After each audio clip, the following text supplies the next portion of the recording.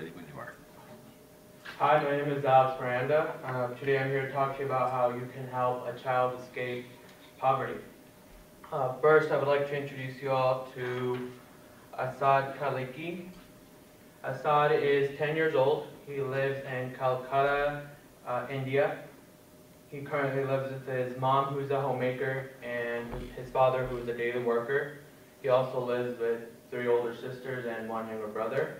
Pretty big family. Currently, his parents only make a total of $160 a month. That's all they have to live off of. So because of that, they live in one multi-use room. It has 1 bed and a stove. That's about it. Currently, the house does not have a bathroom, so they are forced to use a community bathroom. Later on, I will explain why that's not very ideal. So just some information about his home country, India. India has a population of 1.2 billion people. That's about 17% of Earth's population right there in one country. Experts believe that India will be the most populous nation by the year of 2025. India is a very diverse country, but it does have its problems. Healthcare is one of the biggest ones. Its government does try to provide healthcare through public hospitals, but normally the hospitals are underfunded or understaffed. So it just makes it very hard to get hospitals out to rural areas. So it just leaves the lower class without access to basic healthcare. Another problem is education. Free education continues to be more of an ideal in India and not so much a reality. It's estimated that about 50% of 6 to 14-year-olds aren't in school right now. That's about 60 million school-age children who work as day laborers instead of going to school. India is just one example of the poverty of the world. The World Bank estimates that about 1.29 billion people live in absolute poverty. When I say absolute poverty, I'm referring to the deprivation of basic human needs. So that's going to be water, food, sanitation, clothing, shelter, healthcare, and education. Of the 1.29 billion, about 400 million live in India and 173 million live in China. From 1990 to 2010, about 663 million people actually moved above the poverty line, so that's still not enough. Poverty is an issue, especially in underdeveloped countries, because it's made disease very prevalent there. Normally, the #1 killer of people in underdeveloped countries is diarrhea. Diarrhea can be problematic because it's usually caused through dirty water, and usually what it does, it will dehydrate you pretty badly. And in rural areas, that's a problem since they don't have access to basic health care. Diarrhea kills about 2,195 children a day. That's more than AIDS, measles, and malaria combined. That's a total of 1 in 9 child deaths due to diarrhea, a total of 801,000 deaths a year just from diarrhea alone. Normally diarrhea spread due to contaminated water, like I mentioned earlier. Normally what will happen is people without proper sanitation facilities will defecate in a public water source. Like I mentioned, in Arsad's family, they use a community bathroom.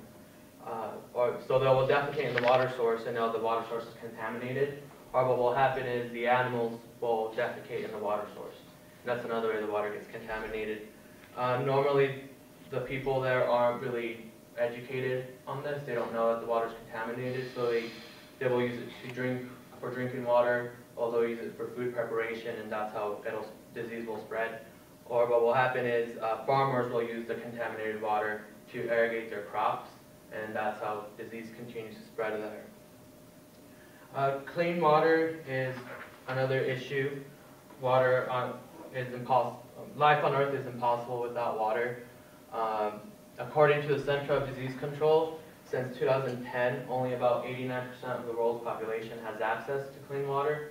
That still leaves a total of 780 million people without clean water.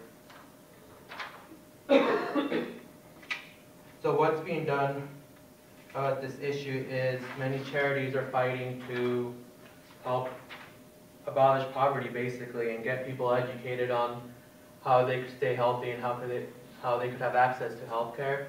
One of the biggest ones that I'm talking about today is Children's International. They're fighting to abolish child poverty. Children's International is a nonprofit humanitarian organization.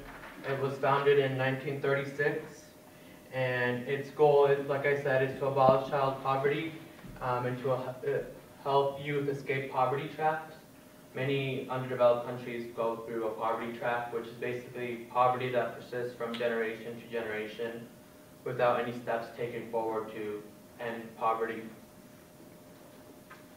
So what Children's International does is it provides health benefits to these people. It'll also provide annual medical exams and care. It'll provide care during illnesses. It'll also provide nutritional support, dental care, counseling, as well as school supplies, and it'll cover school fees. It'll provide clothing and items for the home. It'll also engage youth in leadership development courses, provide them with scholarships, and provide them with classes on how to be better at your finances and learn some job skill training. The way that Children's International affords this is through a child sponsorship model. So basically all its funding comes from private donations. Like for me, I give about $20 a month to our side, and that helps cover his whatever medical expenses he might need or his school supplies, stuff like that.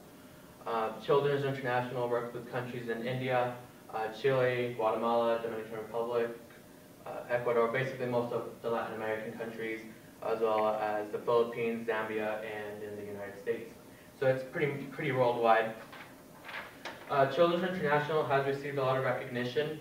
It was awarded as the best humanitarian assistance for the past 3 consecutive years in the Philippines, and it was named one of the top-rated charities by Consumer Digest in 2012, and it was recognized by Forbes magazine as a top U.S. charity and their top 100 largest U.S. charities list in 2012.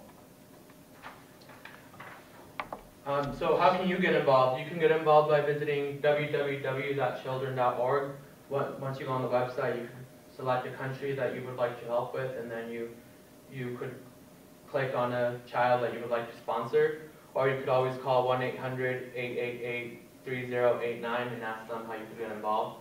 I would also like to point out that a lot of volunteers for Children's International are actually walking around campus trying to get people to sign up and be sponsors. The only requirements that you really need to have is that you need to be at least 18 or older, and probably that you have a job. That way you could continue to supplement this child.